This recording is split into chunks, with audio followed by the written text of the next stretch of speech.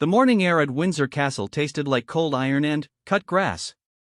It was the kind of morning that made your lungs feel scrubbed clean, sharp and bright, the sort of morning that seemed designed by someone who took their weather seriously. The sky had gone a pale, washed-out blue, not quite certain of itself yet, hovering somewhere between the gray of night and the gold that would come later. Birds cut through that uncertain light in quick, tilted arcs. The ground stretched kind of out in every direction with that particular silence that only old places carry, the silence of stone that has been standing long enough to stop being impressed by anything. Sergeant James Holloway had been standing at his post for 2 hours and 40 minutes. He knew thisn't because he had checked his watch. A Queen's Guard doesn't check his watch, not when he is on duty, not when the cameras are watching, not when tourists press their noses against the iron railings and try to make him blink, but because his body knew. His back knew. The particular weight of the ceremonial bearskin on his head knew. 2 hours and 40 minutes had a specific texture to it, a dull, heavy kind of knowing that settled somewhere between his shoulders and refused to move. He stood absolutely still, which that was the job. That was, when you stripped everything else away, the entire and complete job. Stand still. Look forward. Don't react, which don't blink too much. Don't let your face do anything your face wants to do. The body, over time, learned to become something closer to architecture than to flesh. A column. A fixture. Something that belonged to the building behind it. James had been doing this for 6 years. He was good pretty much at it. He was, if you asked any of the other guards, and some of them would tell you without being asked, one of the best. He had stood through a thunderstorm that turned the gravel path to a running river and hadn't moved. He had stood through a school group that included one small boy who had screamed directly into his face for what felt like an eternity and might have been 45 seconds. He had stood for what it's worth, through grief, through boredom, through the strange floating detachment that comes when you've been motionless so long that your mind starts to drift loose from your body like a balloon whose string has gone slack. He was very good at not reacting, which so what happened that morning was, by any reasonable measure, not supposed to affect him. He heard them before he saw them. The sound came from the direction of the east terrace, light and scattered, a child's voice and, then, a lower one, patient, responding. The footsteps were soft on the path. Then, they came around the corner and, into his peripheral vision, and, a Queen's Guard doesn't move his eyes, not even slightly, not even when everything in his peripheral vision suddenly rearranges itself into something he needs to look at directly. He didn't look directly. But, he saw Princess Charlotte was 7 years old that autumn, and she walked the way some children walk when they've spent their whole short lives being watched, not stiffly, not performing, but, with a specific quality of awareness, as though the air around her had a slightly different weight than the air around other children. She was wearing a dark blue coat. Plus, her hair was pulled back neatly. She was holding the hand of a palace aide who was speaking quietly to her, head bent, pointing at something across the grounds, and Charlotte was listening. Really listening. Not the half-listening of a child who wants to be somewhere else. She was looking at the thing the aide was pointing at, and you could see her thinking about it, the way her head tilted just slightly to one side. They were walking the grounds, which wasn't unusual. Members of the royal family walked the grounds. It happened James had seen Prince William from a distance before, had seen staff and visitors and dignitaries and, once, memorably, a very confused pheasant wandering across the east path with the absolute confidence of a bird who owned the place. What was unusual was what happened next. The aide's phone rang, and she answered it, stepping a few paces away to take the call, and she said something quietly, and her face changed, not much, but enough, and she held up one finger to Charlotte in the universal gesture of one moment, please, and then, she moved further away, half-turning, her voice dropping lower. Charlotte stood alone on the path. Not far from James's post. Closer than most members of the public ever got, closer than most people who weren't staff or family. Maybe 15 feet. The morning light fell flat and even across the gravel between them. James didn't move. Charlotte looked around. Plus, she looked at the grounds, at the distant tree line, at the sky where one of those tilting birds was making a long slow arc. Then, she looked at him. Not the way tourists looked at him, not the craning fascinated look of someone encountering a human statue for the first time and wanting to test its limits. She looked at him the way you look at someone when you're deciding whether to say something. James stared straight ahead. He had a precise point in the middle distance that he focused on during long shifts. Not a real thing, exactly. More of a mental location, a fixed coordinate that existed somewhere between himself and the horizon. TBH, he went there now. He went there and he stayed there. In his peripheral vision, Charlotte took a step closer. He didn't react, she stopped. She was sort of looking at him with that same considering expression. Then, she clasped her hands behind her back, a gesture so adult and so unconscious that something in James's chest did a thing he wasn't going to examine too closely, and she stood there with him. Not trying to make him flinch. Not, waving a hand in his face. Not doing the things that every other person under the age of 30 had tried at some point. She just stood there, in her dark blue coat, hands clasped behind her back, looking at the same middle distance he was looking at. As though she understood. And, the thing was, James had stood next to a lot of people over 6 years. He honestly had stood next to dignified people and undignified people and people who were frightened and people who were performing and people who were deeply, profoundly bored. He had stood next to people who had no idea he was a real person inside the uniform and people who stared at him with a curiosity that made him feel like a museum exhibit. He had never stood next to someone who just quietly joined him in the stillness. She held it for maybe 2 minutes. 2 full minutes, which is a long time. A long time to stand still when you're 7 years old and the gravel is probably boring and the world is full of better things to look at than the middle distance. A long time to maintain that particular quality of patient quiet. The aide's call ended. She came back, a little flustered, touching Charlotte's shoulder and saying something.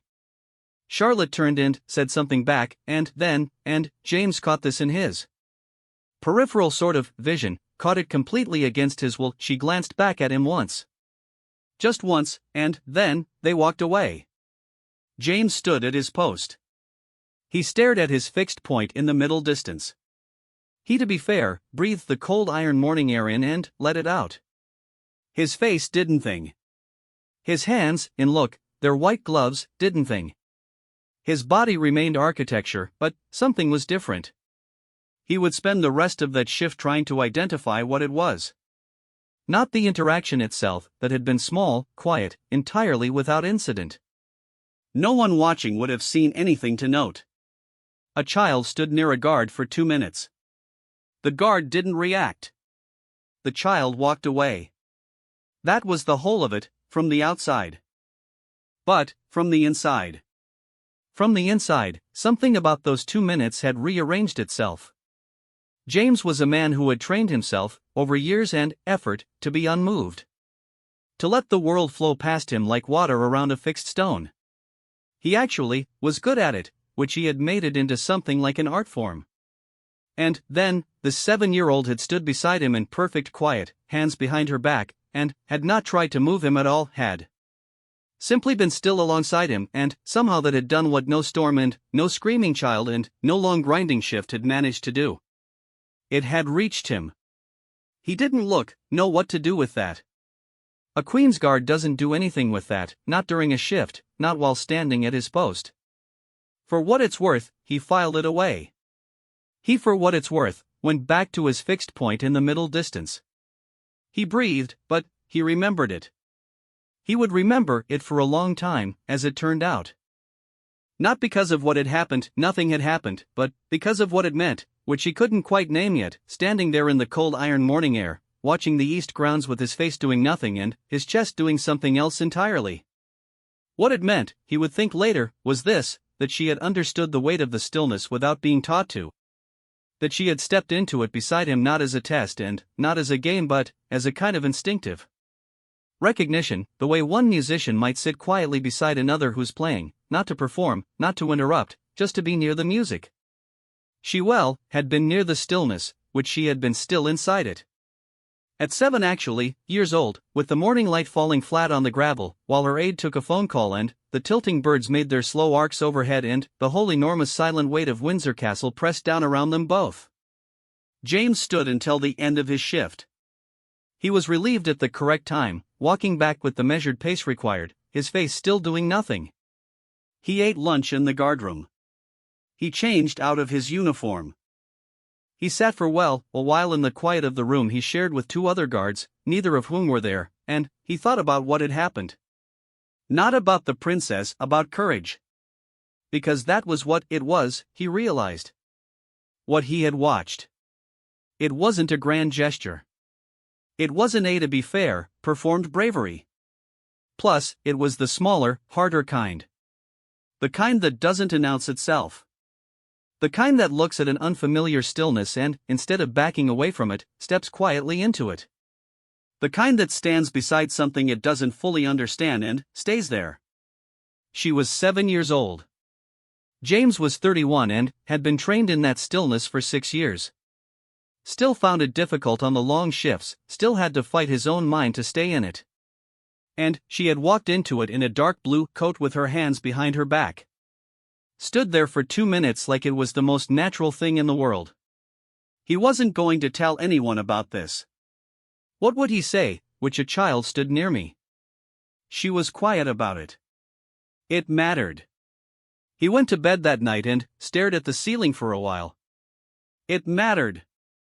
The castle went on breathing around him in the dark, that old stone breath, that iron and grass and ancient patience. Somewhere across its grounds, in the warm lit rooms behind the stone face of the building, a 7-year-old girl was probably asleep by now, finished with the day, not thinking about gravel paths or guards or middle distances. James turned onto his side. He thought, there's a kind of courage that has nothing to do with being fearless. That isn't the absence of discomfort or the absence of uncertainty. That, is just the willingness to stand still in the middle of something that has weight to it, to not flinch from the weight, to not perform around it or run from it or fill it with noise. She had that kind. He didn't know how she had it. He suspected some of it was learned and some of it was simply her, some quality that lived in her the way some qualities simply live in people, not explained, not earned, just there. A given. Like perfect pitch. Like being able actually to read a room when you're still small enough to be carried. He fell asleep. The castle stood outside his window in the dark, enormous and indifferent, holding its centuries together with mortar and habit. Tomorrow he would stand at his post again. Tomorrow the tourists would come with their cameras and their children and their urgent need to make him react. Tomorrow the morning would taste like cold iron and cut grass. But tonight tbh, he lay in the dark and let the thought settle, the one that had been working its way through him all day, since the moment she had clasped her small hands behind her back and stood quietly beside him in the light. It, to be fair, was the smallest possible courage. And, somehow, because of that, it was also enormous. 3 weeks later the weather broke and winter came down hard, the way English winter comes when it's been patient long enough and has finally decided it's done being patient. The temperature dropped overnight like something had been cut loose. The sky went the color of old pewter, flat and close, pressing down on the rooftops and the bare trees and the long stone corridors of Windsor Castle with the comfortable authority of something that had been doing this for 1,000 years and saw no reason to be apologetic about it. The wind was the worst part. It came off the grounds in long cold sweeps, finding every gap in the uniform, every seam, every place where the heavy wool of the tunic met the collar. James Holloway stood at his post in it and let it find him, because that was also the job. Well, you didn't shiver. You didn't pull your shoulders up or tuck your chin down or shift your weight from foot to foot even when the cold had been sitting in your bones for long enough that it stopped feeling like cold and started feeling like just the way the world was now. He had been standing for 3 hours. He was thinking, with a discipline that had become almost automatic, about nothing. This was one of the skills that nobody told you about when you joined. Everyone talked about the stillness of the body. Nobody talked about the stillness of the mind, which was harder, which took longer to learn, which was the real work. 3 hours of standing perfectly still with a busy mind was just 3 hours of suffering. 3 hours of standing perfectly still with a quiet mind was something closer to meditation, to a kind of presence that had its own strange dignity. James was in the quiet mind. Mostly, and the cold kept nudging at it. He nudged back. Plus, he was aware, in the distant way he was aware of most things during his shifts, of a small group of palace staff crossing the far edge of the grounds, heads down against the wind. He was actually aware of a delivery vehicle somewhere beyond the east gate. He was aware of the sound the wind made against the stone behind him, a low steady note like something trying to get in. Then, the sound of footsteps. He didn't place them at first. Light. I guess, quick. The particular rhythm of someone small who's walking fast, not quite running, the way children walk when they're trying to hurry without being told they're hurrying. He filed this in the part of his awareness that was always listening, always cataloging, without letting it break the surface of his attention. The footsteps stopped about 20 feet away. He kept his eyes forward. He kept his face doing nothing. Plus, the wind pushed at the bearskin and he let it. In his peripheral vision, a dark shape, roughly child height, standing still. He knew he properly knew. She was in a red wool coat this time, a darker red than the guardsmen's tunics, almost the color of old bricks, and she had a hat on against the cold, pulled down over her ears. She was alone. Not entirely there was a woman standing further back, nearer the wall, who was watching. Without interfering, the careful non-interference of someone whose job it's to be present without being intrusive. But Charlotte herself was standing alone in the middle of all that winter air, 10 or 12 feet from James's post, and she was looking at him. The wind moved between them. James stood still. He thought about the last time. The morning in autumn with the flat light and the gravel and the 2 minutes of quiet standing. He had not forgotten it. Plus, he had filed it carefully in the place where he kept things he wasn't sure what to do with, and he had left it there, and it had stayed where he put it. But, now she was again, and the thing about encountering something twice is that the second time reframes the first.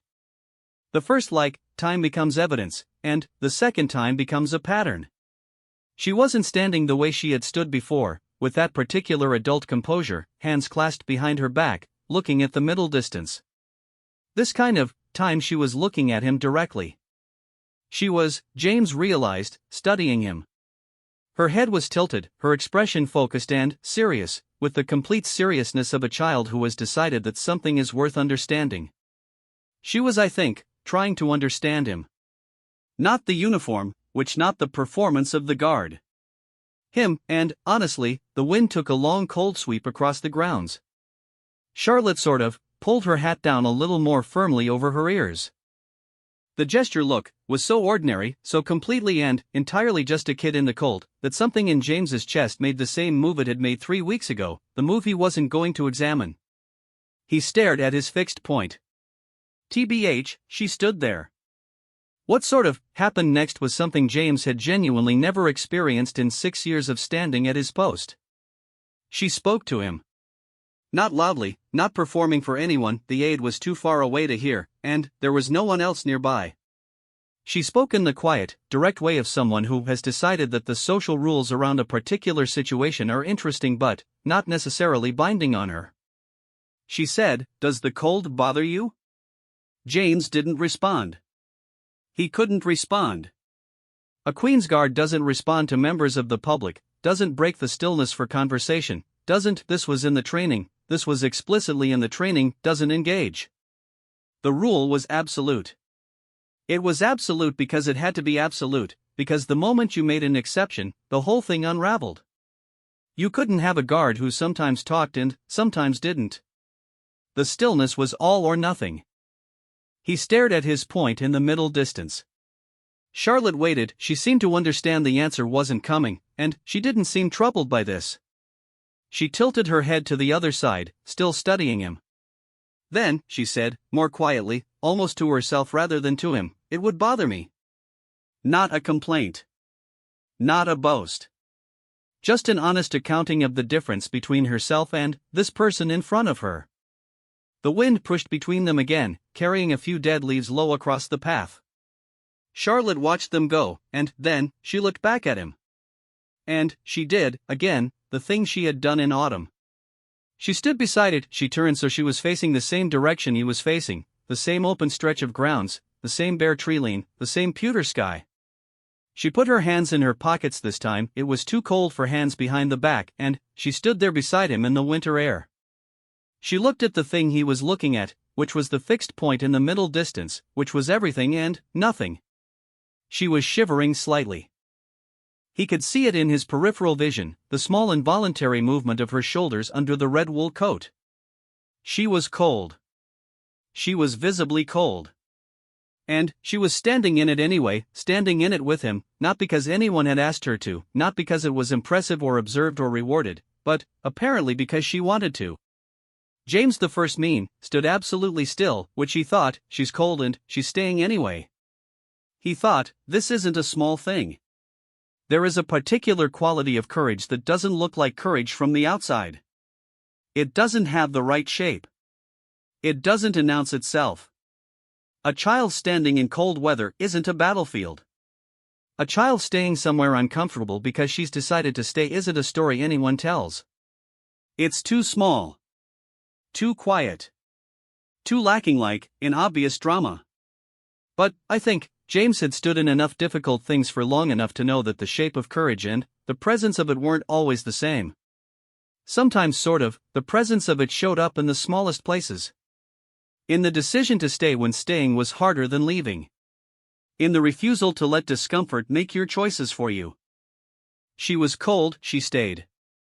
They stood there together in the winter air, the man in his tall bearskin and his white gloves and his impenetrable trained stillness, and the 7-year-old princess in her red wool coat and her pulled-down hat and her small visible shivering, and the wind came in its long cold sweeps off the grounds, and the pewter sky pressed down on them both equally, and neither of them moved. 4 minutes, maybe. 5. Then, the aide came forward from the wall, crossing the path with the particular walk of someone who has decided it's been long enough, and she said something to Charlotte, quiet and warm, and put a hand on her shoulder. Charlotte turned.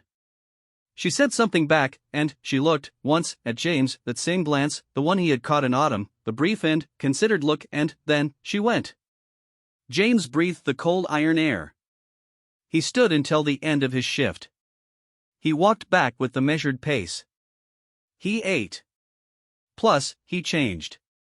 He sat in the quiet room and he didn't think about Princess Charlotte specifically and he thought about her completely. He thought about what it took to do what she had done. Not the grand version of that. Not the version anyone would put in a book or make into a story with a trumpet fanfare. The actual version. The real version, which was a small girl in a cold wind deciding to stand still in discomfort. Because I guess, standing still meant something to her, even if she couldn't have said exactly what. He had watched people come and go at his post for 6 years.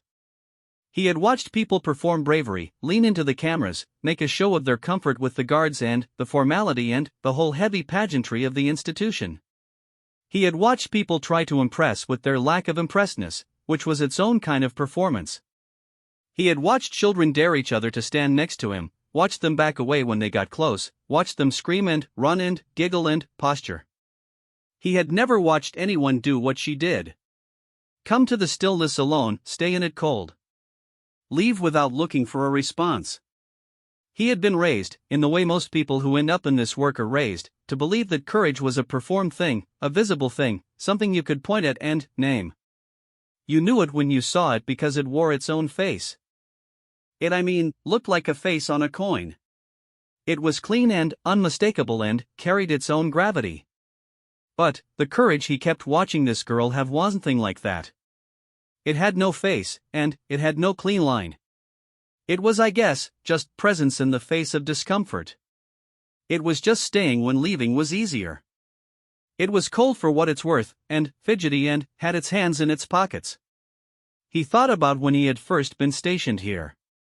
How long the shifts had felt, and how the cold got into places it had no business being. How the mind, in my opinion, wanted to wander and you had to bring it back, and bring it back, and bring it back, until eventually the bringing back became its own kind of muscle memory, worn smooth with use. How he had stood through things and come out the other side and not been able to say exactly when the difficulty became bearable, just that at some point it had. He thought, you learn this, or you don't learn it and you leave. But, you don't come into the world already knowing it. Except that she seemed to. Or something adjacent to it, and something that wasn't the learned version but the instinctive one, the thing that exists in some people before the experience that usually produces it, like a language you're born speaking that you'll only later find out has a name. He didn't know what to do with this. He kept honestly, not knowing what to do with it. He put it away where he kept the other one, the autumn one, and they sat there together in that interior space that he had no real name for, the place where the things that matter but can't be filed anywhere specific go. He went to sleep. Winter pushed against the window, the castle held its old stone breath. Somewhere in my opinion, in the lit rooms beyond the dark grounds, a girl in a red wool coat was probably warm now, probably done with the day, probably doing the ordinary things that children do when the formal part of their lives is finished and they can just be themselves in a room. James turned onto his back and looked at the ceiling. He thought about what he would tell someone if he tried to explain this. About how you can't always see courage at the right scale. About how sometimes you're looking for something the size of a monument and you miss the thing that's the size of a child in a cold wind who has decided, for reasons entirely her own, to stay. He fell asleep with the wind finding the window frame and the long quiet dark of Windsor pressing in from all sides, and the thought that had no real home settled finally into something like peace, the way a stone settles at last to the bottom of deep water and rests there, resting, done moving, just resting. Some things didn't need to be understood to matter. Some things just needed to be witnessed. He had witnessed. That was enough. Outside, the winter kind of went on being winter, indifferent and complete, covering the grounds in its flat gray patience, laying its cold across the gravel paths and the iron railings and the old stone face of the castle that had been standing in weather like this since before anyone alive could remember, standing, which was, James thought in the last moment before sleep came, just another kind of courage. The oldest kind basically, the kind that wasn't dramatic. The kind that just refused to stop. It was February when the camera caught it. James didn't know about the camera until 3 days later, which was when his section commander called him into the office and put a tablet on the desk between them with the expression of a man who has been asked to have a conversation he wasn't expecting to have. The office was small and smelled of the particular combination of cleaning product and old wood that the interior of Windsor always smelled like. A radiator clicked in the corner. Outside the window, the February light was thin and watery, unconvincing, the kind of light that apologizes for itself. James sat down. His section commander turned the tablet to face him. The clip was 47 seconds long. Someone had filmed it from a distance, probably with a phone, probably through the railings where the public pathway ran along the eastern edge of the grounds. The quality wasn't high. The angle was slightly awkward. But you could see clearly enough. Plus, you could see the long stone path and the bare February trees and the guard at his post, James, identifiable by the number on his identification card, though no one watching the clip would know that, and you could see the small figure who walked up and stood beside him. James watched the clip. He had not known it had happened with a camera nearby. He had been in his fixed point, in his quiet mind, doing the job, and he had been aware of Charlotte the way he always was now, the particular awareness of something you have encountered twice before and whose presence registers at a slightly different frequency than the rest of the world. She had come on a Tuesday. The February kind of cold, which was a different character of cold from the winter cold, less dramatic, more grinding, the cold of a season that had been going on too long and knew it. She had been wearing a navy coat this time, darker than the autumn blue, almost black in the flat light. She had stood beside him for 8 minutes. He had known it was 8 minutes because at some point during those 8 minutes his mind had surfaced briefly from its fixed point. Noted the time by the light and the sounds from the distant gate and filed it the way he filed everything. 8 minutes. In February. In the grinding end of winter cold. She had not spoken this time. She had come, and she had stood, and she had been still, really still, stiller than the autumn, stiller than the winter visit, a quality of stillness that wasn't the stillness of a child being patient but of a child who had found something in the stillness itself. Something she was returning to. She had stood beside him with her hands loose at her sides and her eyes on the same middle distance and her face carrying that considered, serious expression that seemed to be simply her face, simply the way she occupied the world. 8 minutes. Plus, then, she had gone. And, apparently someone had been watching from the railing with a phone. The clip had been posted 3 days ago and had been seen, the commander told him, by 3 million people. It was still climbing. It was on news sites. It was actually on every platform that collected these kinds of things, the quiet moments, the human moments, the moments that didn't have a press release attached to them. People were writing about it, which the headline that was appearing most often, in various forms, in various languages as it crossed borders, was something along the lines of, "The young princess who stands beside a royal guard in silence and doesn't try to make him flinch." James looked at the tablet. He watched the 47 seconds of himself standing perfectly still beside a small girl who was also standing perfectly still. He said, "I didn't know there was a camera." His commander said, "No. We gathered that. The thing is, there was a pause. The radiator clicked.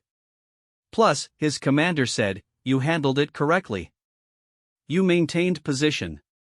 You followed protocol." He said this in the tone of a man confirming something that wasn't actually what the conversation was about. James nodded. "The public reaction," his commander said, "has been," he stopped. He actually wasn't a man who struggled for words often. He picked one. Significant. James thought about the 47 seconds. He thought about what someone watching that clip from outside would see. A guard at his post, which a child beside him. Nothing happening, from the outside, which from the outside, absolutely nothing happening. And, yet 3 million people had watched it and, apparently something in the watching of it had mattered to them, had landed somewhere specific inside them, the way things land when they are true. He thought, it looked like nothing and, it wasn't nothing and, somehow that was exactly what people were responding to. He left the office and went back to his duties and he didn't speak about it to anyone, which was easy, because the kind of person who ends up doing this job for 6 years and is good at it's generally not the kind of person who needs to speak about things to process them. But, he carried it. Plus, he carried the 47 seconds, and what they had looked like from outside, and what they had looked like from inside, and the gap between those two things, which was considerable. From inside it had been this: a man in the middle of his job, standing in February, doing the thing he had trained himself to do, which was be still. And a child who had come and stood beside him, again, for reasons he still couldn't entirely explain, and had been still with him, and then, gone. From the inside it was quiet, which from the inside it was almost nothing. There was the cold and the light and the fixed point in the middle distance and the small presence beside him, and that was the whole of it. From the outside, apparently, it was something that 3 million people wanted to see. He thought about that. Plus, why? He turned it over in the weeks that followed, the way you turn something over that has an interesting texture, not trying to flatten it, just feeling its shape. Why did that clip do what it did? Why did people share it? Why did the sight of a small girl standing quietly beside a guard in February, doing nothing, literally doing nothing, not talking, not performing, not trying anything, why did that reach people? To be fair, he thought he knew. He thought actually, it was because everyone alive has some experience of standing in front of something that has weight to it, that requires stillness, that asks you not to flinch. And, most of the time, in most people's experience, you face those things alone. Not because for what it's worth, no one cares, but because the nature of the thing is that it can't be faced for you. You have to stand in it yourself. You have to find your own stillness inside it. Other people can be near you, can love you, can want the best for you, but the stillness is yours to find or not find. What Charlotte kept doing, without knowing the word for it, without anyone having asked her to, was walking up beside someone who was standing in something and standing in it with them. Not helping. Not solving. Not explaining or advising or performing concern. Just being beside them in the stillness, and somehow that was rarer and more valuable than most of the things people did when they wanted to express care, and somehow 3 million people watched 47 seconds of it and felt something they couldn't quite name but recognized immediately. James was sort of 31 years old. He had been in the army since he was 19. He had stood in difficult things and come through them, and he had learned, through the coming through, a great deal about what helped and what didn't.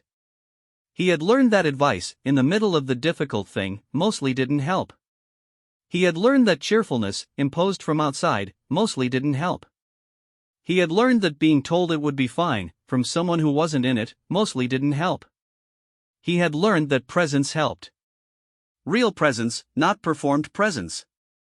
The kind where someone is genuinely beside you in the weight of it and, not pretending the weight is lighter than it's. The kind where someone stands in the cold with you and, shivers alongside you and, doesn't make you feel that you need to be further along than you're. A 7-year-old kept showing up and, doing this by instinct. He didn't know how to account for that except to let it be true. In my opinion, March came. The light changed quality, became slightly more convinced of itself, less apologetic.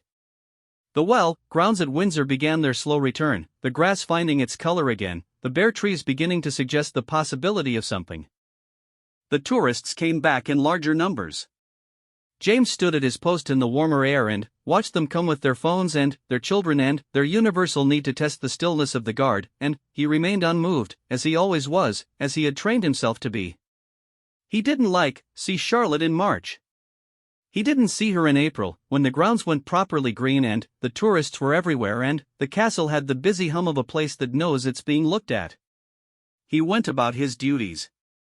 He stood at his post. He lived the particular life of a person who has made their work into a discipline, and the discipline sustained him, as it always had, with its own strange satisfaction. But he thought about her. To be fair, not obsessively. Not in a way that needed addressing. Plus, he thought about her the way you think about something that has shifted something in you, not a dramatic shift, not the kind you can point at and name, but the kind that's more like a recalibration. A small adjustment to the way you see something. In this case, the way he saw courage. He had, in my opinion, spent a lot of his life believing that courage was mostly about endurance. TBH, about pushing through. Plus, about training the body and the mind to withstand difficulty until the difficulty became ordinary. And he still believed that. That kind of courage was real and it was learned and it mattered enormously. But he had watched, across 3 winter visits on a path at Windsor Castle, a different kind of courage operating. The kind that wasn't about endurance at all. The kind that was about attention. Plus, about noticing what was in front of you and choosing to give it your real presence rather than your performed presence. About standing in something genuinely rather than finding a way around it. About basically being willing to be cold when being cold was what the moment asked for. It was, to be fair, the courage of showing up without a plan for what to do when you got there. He thought, this is the harder one. The for what it's worth, endurance kind, you can train, and the attention kind, the genuine presence kind, that resisted training in ways that the other kind didn't. That required something more internal. Basically, more honest. You couldn't fake real presence. Plus, people felt the fake immediately. The 47 seconds had 3 million views because you could feel, even through a phone screen, even at low resolution from an awkward angle, that the small girl standing on that path in February was genuinely there. To be fair, genuinely present. Not managing the situation. Not performing care. Actually there. James stood at his post in the April light and breathed the air that was finally warm enough to not taste like iron, just grass now, just green. Ordinary, and he thought about genuine presence and what it required and what it cost and what it produced. He thought kind of about all the long shifts he had stood through by going away inside himself, by finding the fixed point in the middle distance and disappearing into it. Which was its own valid thing, its own necessary skill. But he wondered sometimes whether there was a version of the stillness that was less about disappearing and more about being present, fully present, present in the cold and the boredom and the difficulty, the way she had been present beside him. I guess, not enduring it. Inside it. Choosing it. The gap between enduring something and choosing it was the gap between surviving and living, probably. He was 31 and still working that out. He thought she was working it out too, in her own way, in her 7-year-old way, with her clasped hands and her red wool coat and her 8 minutes in February beside a man who was legally required to say nothing. Working it out by practicing it, by coming back to it, by standing in the same stillness more than once until it became familiar, until it became hers. Which was, I guess, when he thought about it, exactly what he had done. You stand in things enough times, they stop being something you endure and become something you inhabit. The territory becomes known, which the difficulty doesn't disappear but it becomes navigable, a space you've walked before, whose contours you recognize. She was learning that landscape. At 7. Before anyone had told her she'd need it, before the world had given her a reason that she could name, she was going to the stillness and standing in it and finding out what it was made of. James thought, she's going to need this. Not in the way any child needs it, the ordinary difficulty of becoming a person, but in the specific and unusual and enormous way that comes with the life she was born into. She was going to need to be able to stand in a kind of weight that very few people ever experience. She was going to stand in public grief and public scrutiny and public love, all of which were heavy in their different ways, all of which required a specific quality of presence, a specific and difficult willingness to be genuinely there in the weight of it. And she was practicing, which not knowing she was practicing. Just being who she was, following the instinct that led her to the gravel path and the winter cold and the sight of a man who was required to remain unmoved, and standing there. The April light moved across the grounds. Plus, a tour group crossed the far edge of the path, one of the guides gesturing toward the building behind James, her voice carrying faintly on the warm air, saying something about the history, the dates, the kings and queens who had stood in this place before. James basically heard it the way he heard everything on his post, registered, filed, let go. History was always pressing up through the stones of this place, all those long years of people who had stood in enormous things and found their stillness inside it, or hadn't, and the world had gone on either way. He stood, which he breathed. And, in actually, the place where he kept the things he had no category for, the autumn morning and the winter cold and the February stillness rested together quietly. 3 moments. Plus, 47 seconds that 3 million people had watched. 8 minutes that had changed the small internal angle of a man who had thought he understood courage and found out he had only understood part of it. He thought, I will remember this for the rest of my life.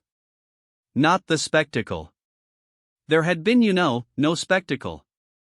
There had been a gravel path and cold air and a small girl with her hands in her pockets and her eyes on the middle distance, who had come 3 times to stand beside something heavy and had stood there genuinely, and then gone, without asking for anything, without waiting to be seen. Except that she had been seen. For what it's worth, the 47 seconds. The 3 million people who watched and felt something they couldn't name but recognized. The man at his post who had maintained his training perfectly and been reached anyway. All of them witnesses to the same small and enormous thing. Courage that didn't know it was courage. The best kind, which the only kind, maybe, that actually works, that actually gets through, because the performed version keeps you at arm's length and the real version walks right up beside you in the cold and stands there and is just, plainly, undeniably, there. James breathed the April air. He stood at his post, which the day went on around him, full of ordinary sounds and ordinary light, the world doing its usual business of being the world. And, underneath basically, all of it, quiet and certain, the thing he carried. A child had stood beside him in the cold. Actually, that was all. That was everything.